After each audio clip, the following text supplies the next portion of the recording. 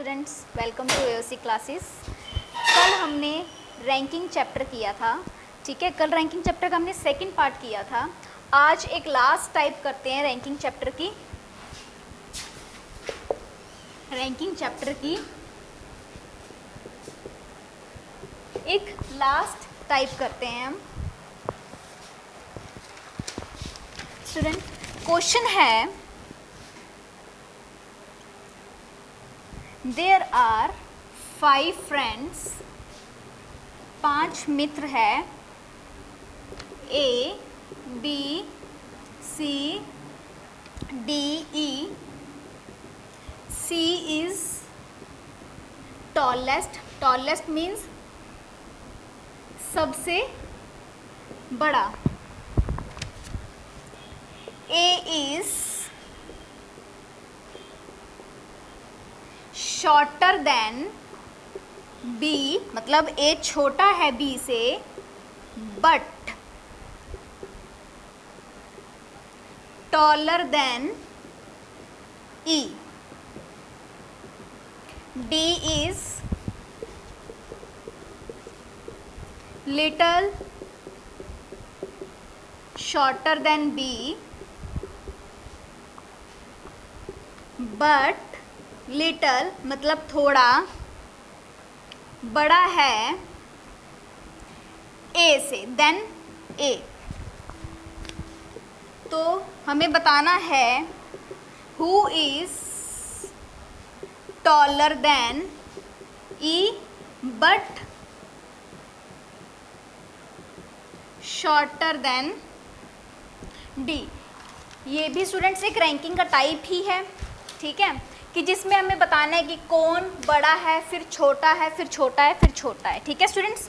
तो अब हमारे पास 5 फ्रेंड्स हैं। टी इज टॉलेस्ट, मतलब अगर हमने टी सबसे बड़ा है, मतलब टी सबसे ऊपर आएगा। अब इससे बड़ा तो कोई नहीं है पांचों में, तो जो भी आएंगे वो सभी इससे नीचे आएंगे, ठीक है। ए इज शॉर्टर देन बी, मतलब ए क्या है, छोटा है बी से। अब ए बी से छोटा है, आएगा तो सी के नीचे ही, पर कहाँ पर आएगा, हम इसको साइड में लिख लेते हैं एक बार। ए जो है छोटा है बी से, ए को मैंने छोटा मतलब नीचे बना दिया बी के, क्योंकि ये छोटा है बी से, बट टॉलर देन ई। अब स्टूडेंट्स यहीं पर ही हम बच्चे जो हैं कंफ्यूज होते हैं। बट का मतलब किसके बारे में बात हो रही है। तो हमेशा ध्यान रखना है स्टूडेंट्स, जब भी हमारे पास बट आ जाए, ठीक है, जब भी हमारे पास बट आ जाए, और आ जाए, एंड आ जाए, ठीक है, जब भी वर्ड्स आ जाए बीच में, इनको हम लाइन जोड़ने वाला वर्ड बोलते हैं, ठीक है। तो इसका मतलब होता है कि किसकी बात कर रहा है, पीछे जो सेंटेंस के स्टार्टिंग में जो पहला बंदा था ना, सेंटेंस के स्टार्टिंग में, इसके सेंटेंस के स्टार्टिंग में जो सबसे फर्स्ट पर्सन था, उसकी बात हो रही है, ठीक है। इसका मतलब बट का मतलब है वो ए की बात कर रहे हैं। किसकी बात कर रहे हैं, ए की बात कर रहे हैं। इसका मतलब कि सेंटेंस में अब क्या बोला जा रहा है, ए जो है शॉर्टर है बी से, ए छोटा है बी से, बट ए जो है वो क्या है, बड़ा है ई से। ए जो है वो बड़ा है ई से, इसका मतलब ई नीचे आ जाएगा और ए ऊपर आ जाएगा, ठीक है। समझ आया बट का, कि बट का मतलब क्या होता है कि स्टार्टिंग में जो पर्सन है वो आएगा बट के पास, ठीक है। बट को हटाकर हम स्टार्टिंग वाला पर्सन लगा देंगे। नेक्स्ट लाइन, डी जो है वो थोड़ा सा छोटा है किससे, बी से। थोड़ा हो या ज़्यादा हो, लेकिन छोटा तो है ना, तो मतलब D is little shorter than B. तो डी छोटा है बी से। अब बी से मैंने डी को छोटा बना दिया। अब हमने डी जो है वो यहाँ पर भी आ सकता है, जो डी है वो यहाँ पर भी आ सकता है, और डी यहाँ पर भी आ सकता है। हर जगह में जो डी है वो बी से तो छोटा ही बन रहा है, कोई भी केस बन सकता है। इसलिए हमने क्या किया कि हमने जो डी इन्होंने बोला है छोटा है, उसको हमने क्या किया, अलग बना दिया। एक बार हमें नहीं पता कि डी यहाँ पर है, यहाँ पर है, यहाँ पर है, इसलिए हमने क्या किया, डी को छोटा बी से अलग लिख लिया, ठीक है। उसके बाद बट, फिर से बट आ गया। बट का मतलब क्या हुआ कि वो जो सेंटेंस में जहाँ पर ख़त्म हो रहा है, सेंटेंस कहाँ पर ख़त्म हो रहा है, यहाँ तक। डी से नया सेंटेंस यहाँ पर ख़त्म हो रहा है ना, ये वाला स्टार्टिंग कहाँ से हो रही है, यहाँ से। मतलब बट का मतलब यहाँ पर क्या आएगा, डी आएगा, ठीक है। इसका मतलब जो डी है वो क्या है, थोड़ा सा बड़ा है किससे, ए से। इसका मतलब जो डी है वो बड़ा है ए से, इसका मतलब ए के ऊपर आएगा। अब हमें यहाँ पर क्लियर हो गया कि डी कहाँ पर आएगा, बी और ए के बीच में आएगा, क्योंकि जो डी है वो बी से तो छोटा है पर ए से बड़ा है, यही बोल रहे सेंटेंस में। अच्छा, उसके बाद हु इज़ टॉलर देन ई। अब हमसे क्वेश्चन पूछा जा रहा है, अब हम इसको अरेंज कर सकते हैं। सी, अब हमारे पास ये 4 ये और एक ये सी सबसे बड़ा है, उसके बाद बी, डी, ए और ई अरेंज हो गया। ठीक है, अब हम क्या करेंगे, क्वेश्चन देखेंगे क्या पूछा जा रहा है हमसे। ये पूछ रहे हैं कि कौन टॉलर है ई से। ई से टॉलर कौन कौन है, ए है, डी है, बी है, सी है, कोई भी हो सकता है, पर उन्होंने साथ में दे दिया बट शॉर्टर देन डी, मतलब डी से छोटा होना चाहिए, ई से बड़ा होना चाहिए और डी से छोटा कौन है, ए है। तो हमारा आंसर क्या आ जाएगा, इसका ए आ जाएगा।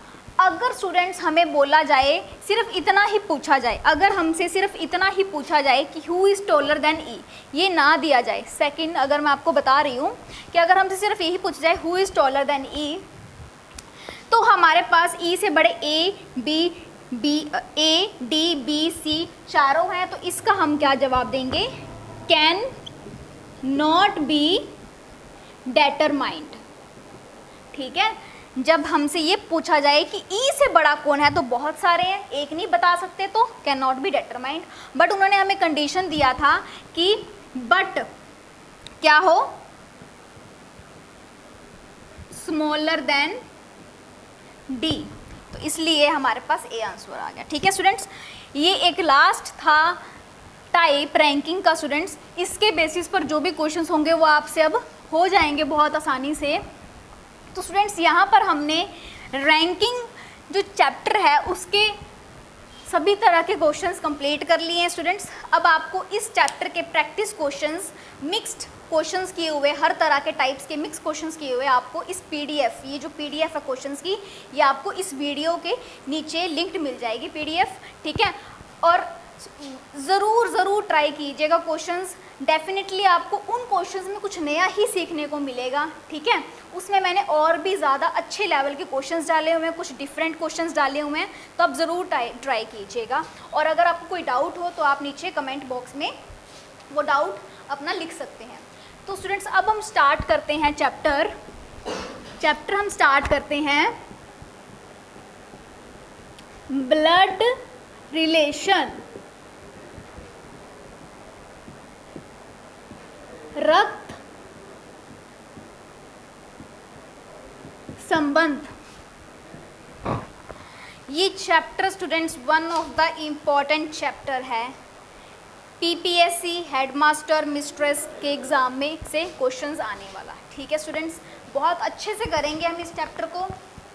बहुत जिन बच्चों को अभी तक ये चैप्टर क्लियर नहीं था, जिनको डाउट होते थे इस चैप्टर में, अब वो आज इस चैप्टर के डाउट्स जो हैं इस वीडियो से वो आपको क्लियर हो जाएंगे।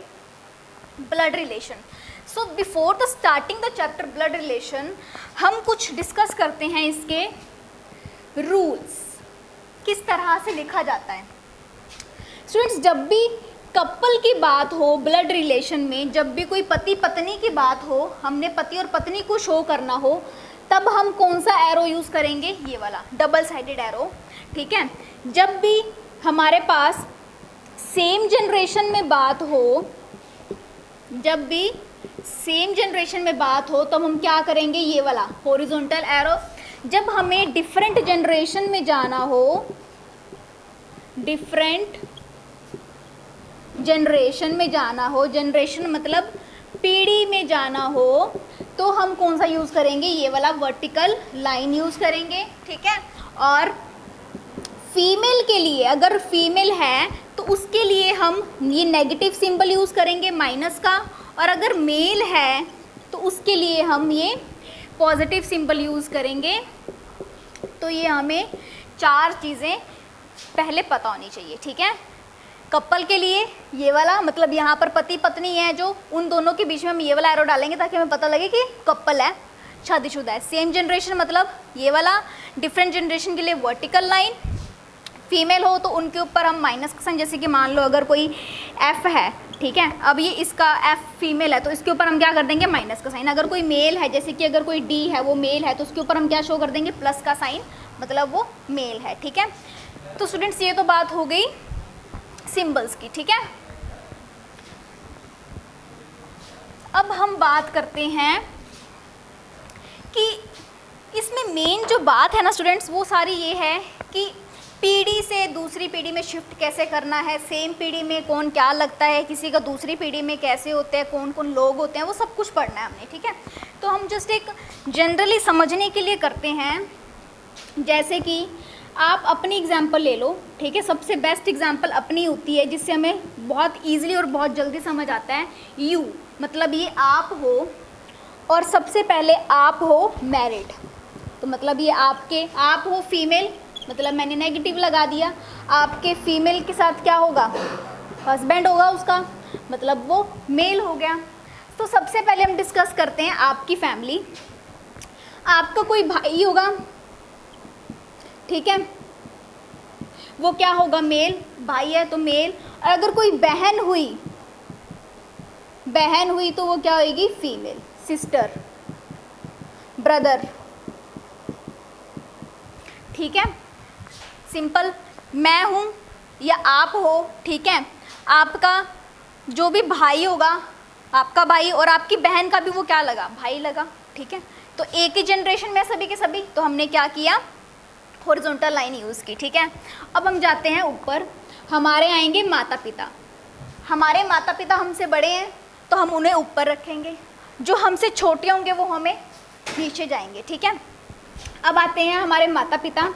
ये रहे हमारे पेरेंट्स, ये हमारे पापा, ये हमारी माता, फादर, मदर। ठीक है, एरो का साइन ध्यान रखा कि जो मैरिड है उनके बीच में एरो का साइन, जो मैरिड है उनके बीच में एरो का साइन, लेकिन जो सिंपल एक ही जनरेशन में चल रहे हैं उनके बीच में इस वाली, ये वाला साइन। ठीक है, हॉरिजॉन्टल। अब पापा और माता, ठीक है, पिता और माता मैरिड है। ठीक है, अच्छा, अब ये डिफरेंट जनरेशन है तो हमने कौन सा एरो यूज़ किया, वर्टिकल। अब जो पिता है उनके भी पिता होंगे, ठीक है, तो वो इनके क्या लगेंगे, दादा, मतलब ग्रैंड फादर, और इनके वाइफ जो होंगी दादी, वो क्या लगेंगी, ग्रैंड मदर। ठीक है, ये इनसे भी ऊपर चलेगी, क्यों, क्योंकि ये इनसे भी बड़े हैं। ठीक है, ओके। अब माता जो है उनकी कोई बहन होगी, ठीक है, बहन है तो मतलब क्या हुआ, फीमेल। अगर उनका कोई भाई हुआ तो वो क्या होगा, मेल होगा। ठीक है, अब बहन भाई, ओके। अब यहाँ से कुछ बातें डिस्कस करते हैं हम कि ये जो बहन है, ठीक है, ये इनकी क्या लगी, ये आपकी माता के हस्बैंड। ठीक है, तो माता की जो बहन है वो आपके पिता की क्या लगी, साली, ओके। और उनका जो भाई है माता का, वो आपके पिता का क्या लगा, साला। ठीक है, उसी तरह जो आपकी माता की जो बहन है वो आपकी क्या लगी, मासी, और ये भाई क्या लगा, मामा। क्लियर, ठीक है। अच्छा, अब हम यहीं पर ही पापा के भी डिस्कस कर लेते हैं, बहन भाई। पापा का कोई भाई होगा और कोई बहन होगी तो नेगेटिव, भाई होगा तो पॉजिटिव। ठीक है, तो अब जो पापा का भाई है वो आपकी माता का क्या लगा, देवर। ठीक है, और जो पापा की बहन है वो आपकी माता की क्या लगी, ननद। अब यहाँ पर एक और क्वेश्चन आता है कि भाई जो है वो देवर ही क्यों, जेठ भी हो सकता है। तो स्टूडेंट्स कुछ भी ले लो, हमने यहाँ पर एज डिस्कस नहीं करनी है, हमने यहाँ पर एज कि बड़ा कौन है छोटा कौन है। ठीक है, हमने यहाँ पर रिलेशन बताना है। ठीक है, तो आप देवर ले लो जेठ ले लो, एक ही बात है। ठीक है, और बहन क्या लगी, ननद लगी। ठीक है, अच्छा, उसके बाद अब हमें यहाँ पर एक चीज़ समझनी है कि ये बहन है ठीक है। इस बहन की अगर शादी हो गई है तो इसका बहन का हस्बैंड हुआ, आपके पापा की बहन का हस्बैंड, ठीक है।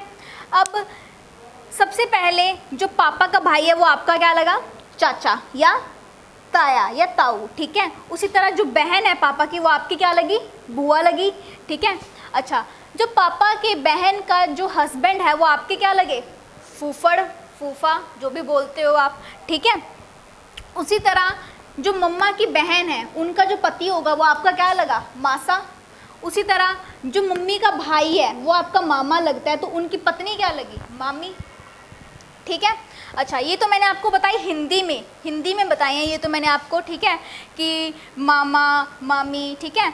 लेकिन स्टूडेंट्स यहाँ पर एक बात ध्यान देने वाली है, जब हम इंग्लिश में करते हैं ना, तो इंग्लिश में हम यहाँ पर जितने भी मेल्स हैं ना उनको हम अंकल बोलते हैं और फीमेल्स को हम क्या बोलते हैं, आंट,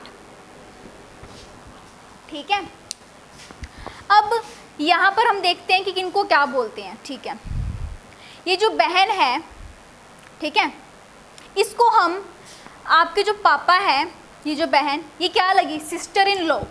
बहन क्या लगी आपके पापा की, सिस्टर इन लॉ, ठीक है। उसी तरह आप, ये जो भाई है ये आपके क्या लगे, चाचा, मतलब कि अंकल, और ये आपकी क्या लगी, आंट, बहन, ठीक है। उसी तरह ये जो बहन है,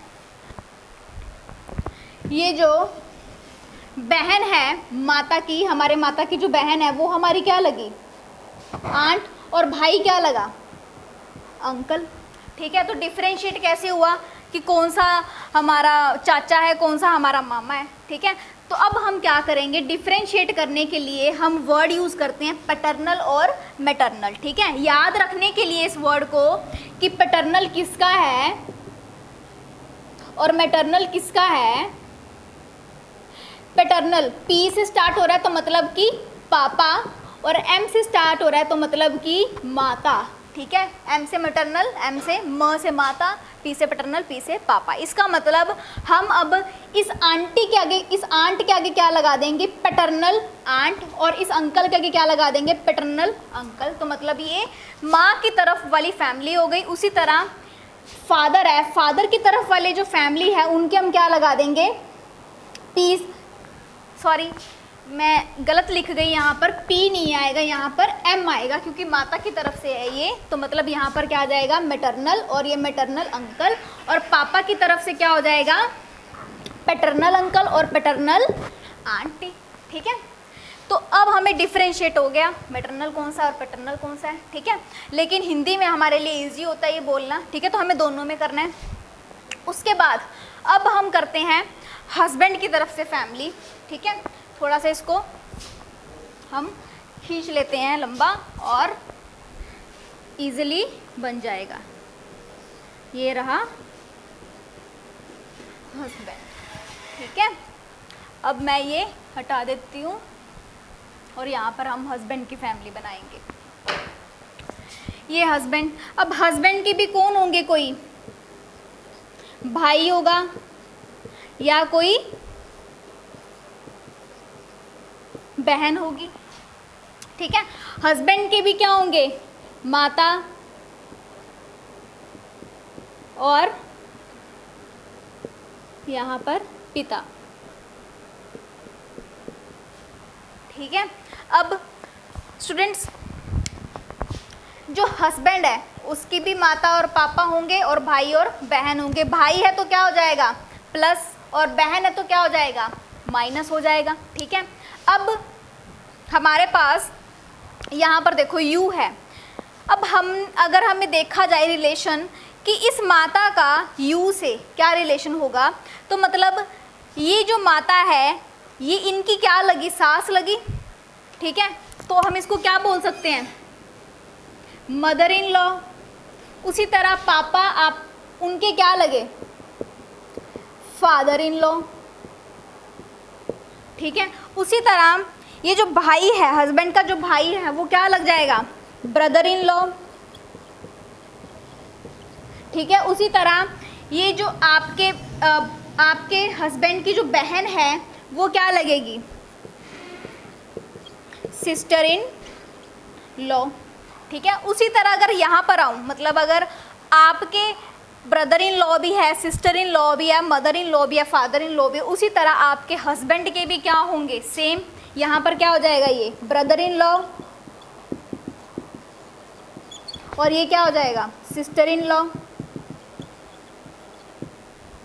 ठीक है। उसी तरह यहाँ पर जो आपके माता पिता है वो आपके हस्बैंड के क्या बन जाएंगे, फादर इन लॉ और ये मदर इन लॉ, ठीक है। Clear, okay.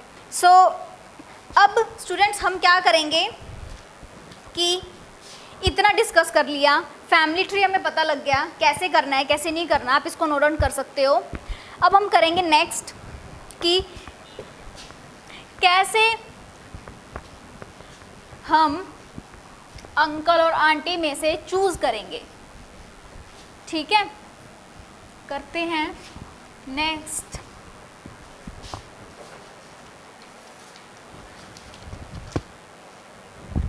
सो स्टूडेंट्स याद रखना है, ये चीज नोट डाउन कर लो, अंकल आंट, अंकल से क्या मतलब है, चाचा, ताऊ, मामा, फूफा, मासा, ठीक है। और आंट से ये सारे अंकल ही है। अब इनको डिफ्रेंशिएट कर देंगे बाद में कि माँ की तरफ से कौन से और पिता की तरफ से कौन से हैं। आंट की तरफ से कौन सा होएगा, चाची, ताई, मामी, बुआ, मासी। अब चाचा ताऊ क्या हुए, पापा की तरफ से तो पी से पैटर्नल अंकल, मामा क्या हुए, मैटरनल अंकल, फूफा क्या हुए, पिता की फैमिली में से है तो पैटर्नल अंकल, और मासा क्या हुए, माता की फैमिली में से है तो क्या हो जाएगा, मैटरनल अंकल। उसी तरह चाचा, चाची और ताई क्या हो जाएंगे, पैटर्नल आंट।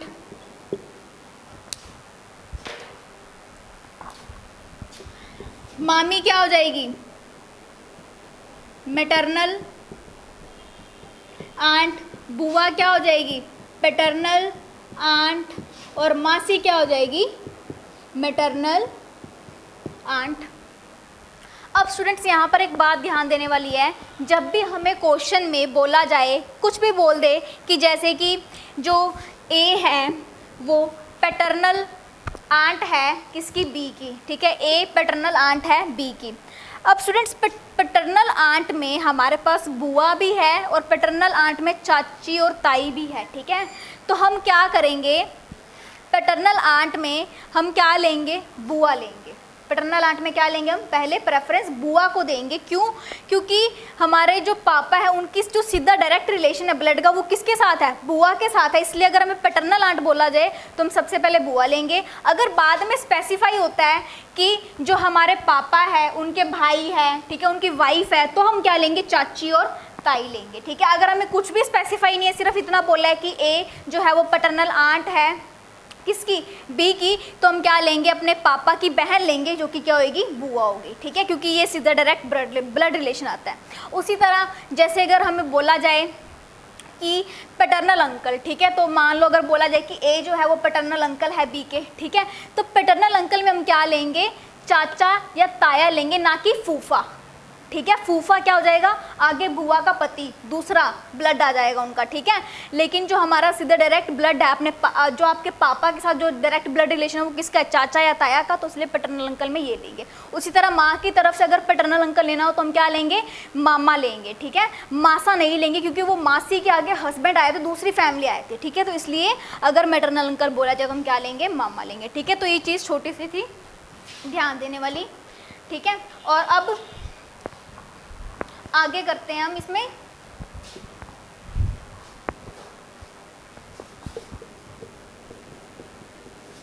नेफ्यू और नीस।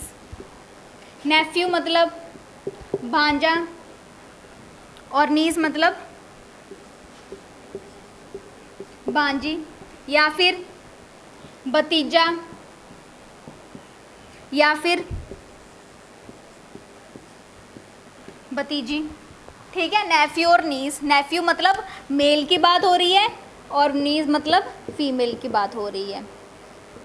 ठीक है, उसी तरह sister in law and brother in law. ठीक है स्टूडेंट्स, इसको नोट डाउन कर लीजिए। सिस्टर इन लॉ, साली। साली भी क्या होती है? सिस्टर इन लॉ होती है। भाभी,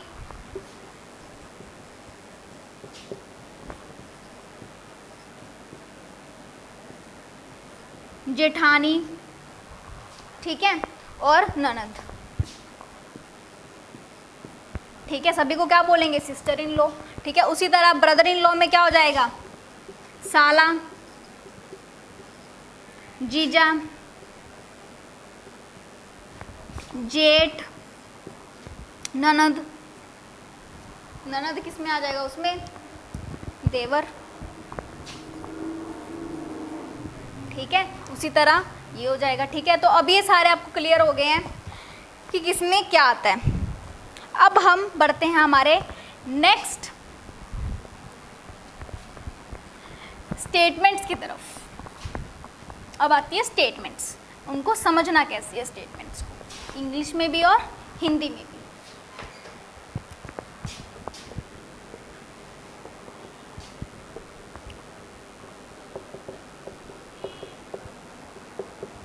A is sister of B.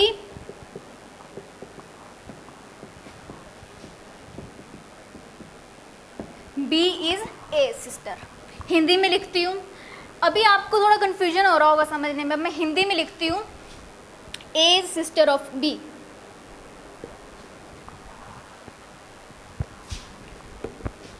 A B की बहन है। B A की बहन है। क्लियर हो रहा है अब? तो अब स्टूडेंट्स है क्या कि जब हमें इंग्लिश में दिया होता है ए सिस्टर ऑफ बी, तो इसका मतलब हुआ कि हमें ए का बताया गया है कि ए क्या है, मेल है या फीमेल है, और हमें बी का नहीं पता। ठीक है, इज किसके साथ लगा है? ए के साथ लगा है, तो हमें ए का पता है। सबसे पहले सेम जनरेशन में आएगा, डिफरेंट जनरेशन में? भाई बहन सभी एक ही जनरेशन में आते हैं, इसका मतलब सेम जनरेशन, मतलब ए बी। ठीक है, इसी तरह से लिखेंगे। अब ए क्या है? सिस्टर है बी की, इसका मतलब जो ए है वो क्या हुई? फीमेल हुई, सिस्टर हुई बी की। हमें बी का नहीं पता कि वो क्या है। अब ये मेल भी हो सकता, मतलब ये लड़का भी हो सकता, लड़की भी हो सकता, लेकिन ये तो बहन लगी, भले लड़का हो या लड़की हो। उसी तरह B इज एज सिस्टर, इसका मतलब क्या हुआ कि जो B है, अब हमारे पास जो B है वो क्या है? A की सिस्टर है। अब इज किसके साथ लगा है? B के साथ। इसका मतलब हमें बताया गया है कि B क्या है? बहन है। B A same generation. अब हमें इज किसके साथ लगा है? B के साथ लगा है, तो मतलब B का हमें बताया गया है क्या है? वो सिस्टर, और हमें A का नहीं पता। ठीक है, और हम ये सेम जनरेशन में, तो हम क्या करेंगे? हॉरिजॉन्टल लाइन लगाएंगे। अब ये मेल भी हो सकता है और फीमेल भी हो सकता है। ठीक है, तो समझने का तरीका है कि इज किसके साथ लगा है वो हमें गिवन होगा। हिंदी में तो समझ आ रहा है, लेकिन इंग्लिश में थोड़ा प्रॉब्लम होता है। ठीक है, तो अब हम और स्टेटमेंट्स करते हैं इसी में ही।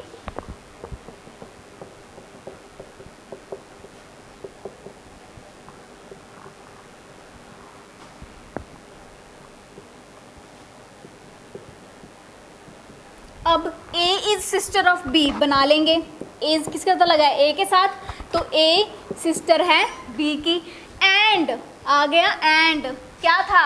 जब भी हमारे पास एंड आ जाए और आ जाए, बट आ जाए, इनका मतलब क्या होता है कि ये फर्स्ट पर्सन की बात कर रहे हैं। इसका मतलब एंड की जगह पे क्या आ जाएगा, ए आ जाएगा। इसका मतलब वो बोल रहे हैं कि जो ए है वो डॉटर है, मतलब ए क्या है, बेटी है किसकी, सी की। अब ए बेटी है सी की, अब ये छोटी हुई तो मतलब जो ऊपर जाएगा जनरेशन यहाँ पर आएगा सी, ठीक है। अब ए बेटी है मतलब ये फीमेल हुई सी की। अब सी क्या हमें जेंडर पता है सी का, वो माता भी हो सकते हैं और पिता भी हो सकते हैं, ठीक है। तो हमें सी का जेंडर नहीं पता, हमें ये पता है कि ए बेटी है पर ये नहीं पता कि सी पिता है या माता है, ठीक है। और अगर इसी की जगह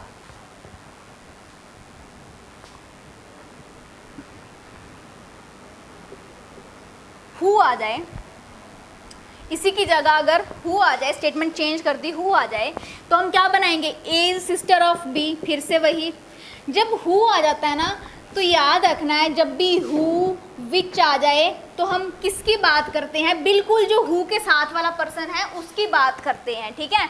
तो इसका मतलब ये हु का मतलब ये बी की बात कर रहे हैं कि जो बी है वो डॉटर है किसकी, सी की। अब बी डॉटर है सी की मतलब सी ऊपर आएगा और बी नीचे। अब बी डॉटर है मतलब बी बेटी है, मतलब नेगेटिव साइन सी की।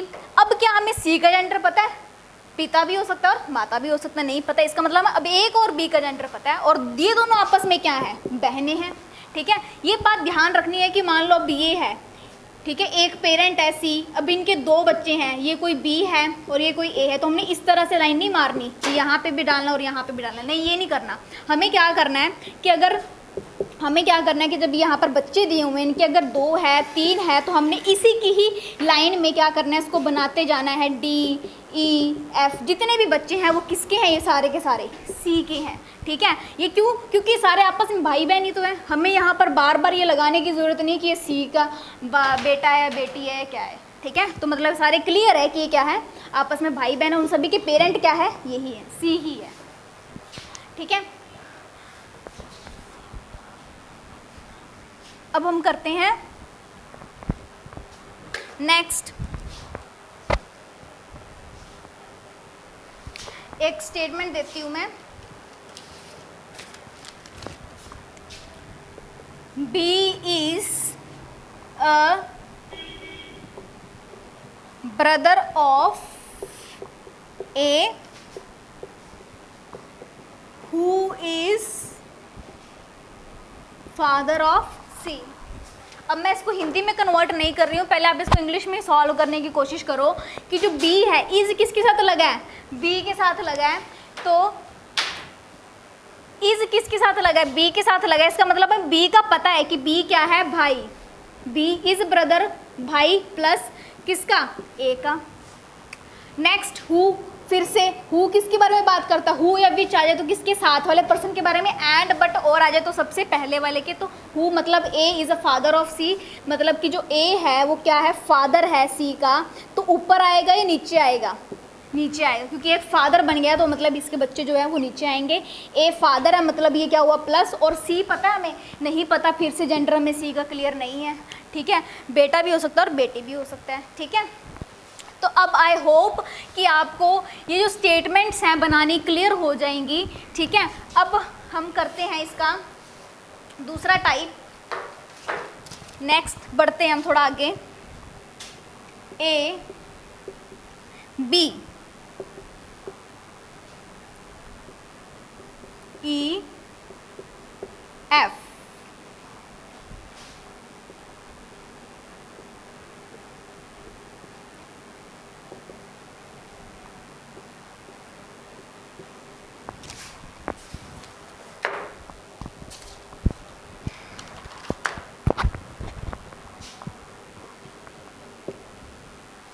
अब अगर आपसे पूछा जाए, अगर आपने डायग्राम तो बना लिया स्टेटमेंट को देखकर, ठीक है, अब आपसे क्वेश्चंस पुट किए जाते हैं, अब आप वो कैसे सॉल्व करोगे। तो अब अगर आपसे पूछा जाए कि ए का सी से क्या संबंध है,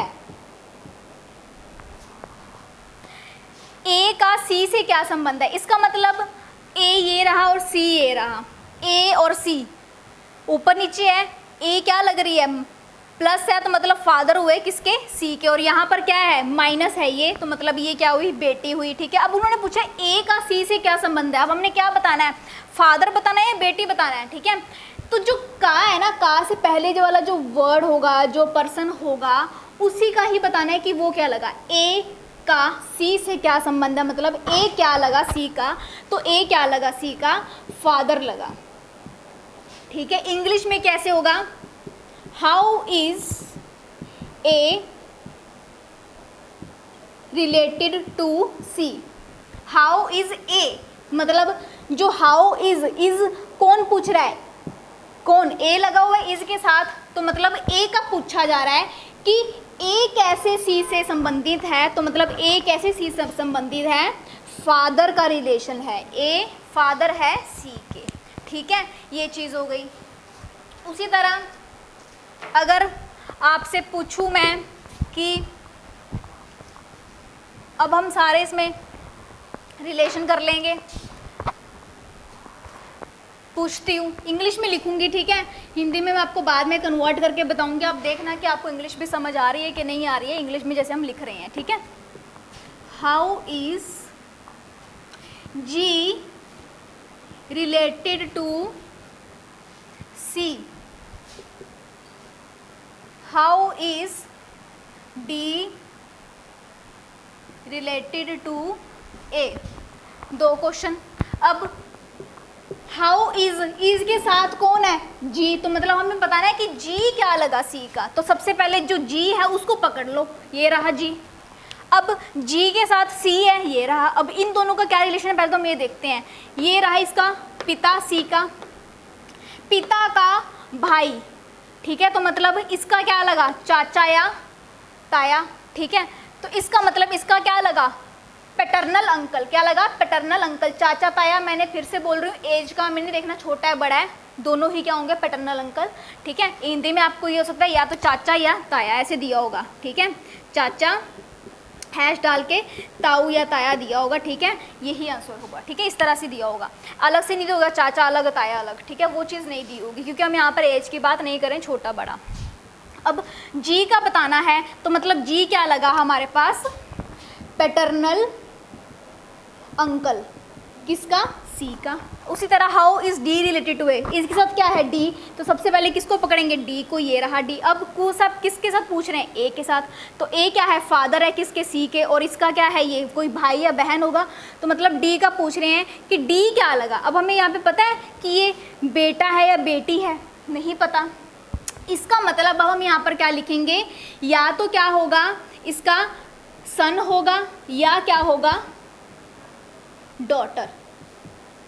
ठीक है, इधर सन और डॉटर, या तो ये आंसर दिया होगा आपको, या फिर आप क्या लिख सकते हो, कैन नॉट बी डेटरमाइंड। ठीक है, नहीं पता लगा सकते। अगर आपको ऑप्शन में ये नहीं दिया हुआ कि इधर सन और डॉटर, दोनों में से कोई एक है, अगर ऑप्शन में नहीं दिया हुआ आपको ये वाली चीज़, तो आप क्या लिख सकते हो, कैन नॉट बी डेटरमाइंड। हमें नहीं पता क्योंकि हमें यहाँ पर नेगेटिव नहीं पता। अगर आपसे पूछ जाए इन सभी में कितने मेल है, नंबर ऑफ मेल्स कितने हैं, तो अब कितने नंबर ऑफ मेल्स हैं, 1 2 3, 3 क्या है हमारे पास, मेल है। ठीक है, और फीमेल्स कितनी है, 1 और 2, 2 ही क्या है, फीमेल है।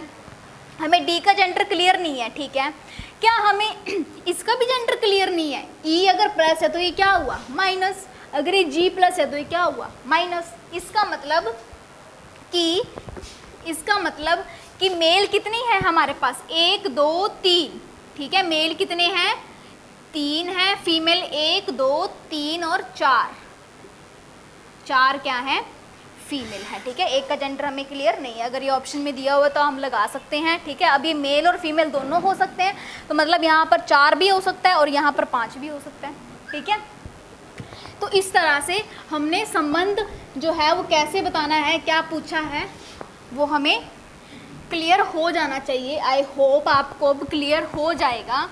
अब हम इसके प्रैक्टिस क्वेश्चंस भी जब हम आपको देंगे पीडीएफ में तो और भी क्लियर हो जाएगा आपको। सो स्टूडेंट्स, अब इसके जो प्रैक्टिस क्वेश्चंस हैं वो आपको जब ये वीडियो ख़त्म हो जाएगी, लेक्चर सारा ख़त्म हो जाएगा इस चैप्टर का, उसके नीचे आपको मिल जाएगा। ठीक है, बट फिर भी कुछ क्वेश्चंस मैं आपको अभी के लिए प्रैक्टिस के लिए दे रही हूँ, ठीक है। आपको सबसे पहले तो डायग्राम बनाना है।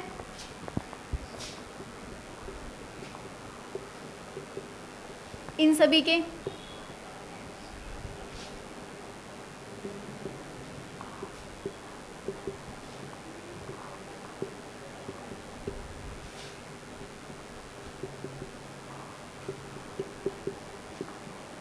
अलग अलग हैं ये स्टेटमेंट स्टूडेंट्स, अलग अलग डायग्राम बनेंगे इनके।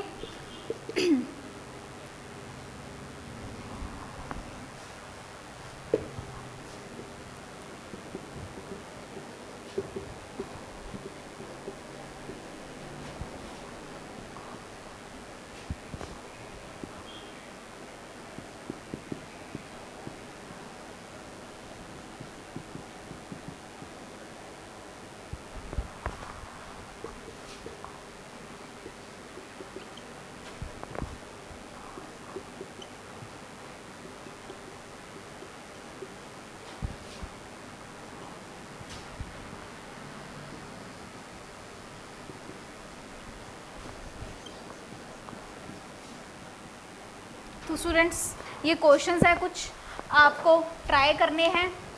अब हम मिलेंगे नेक्स्ट वीडियो में इसके आगे। Thank you students.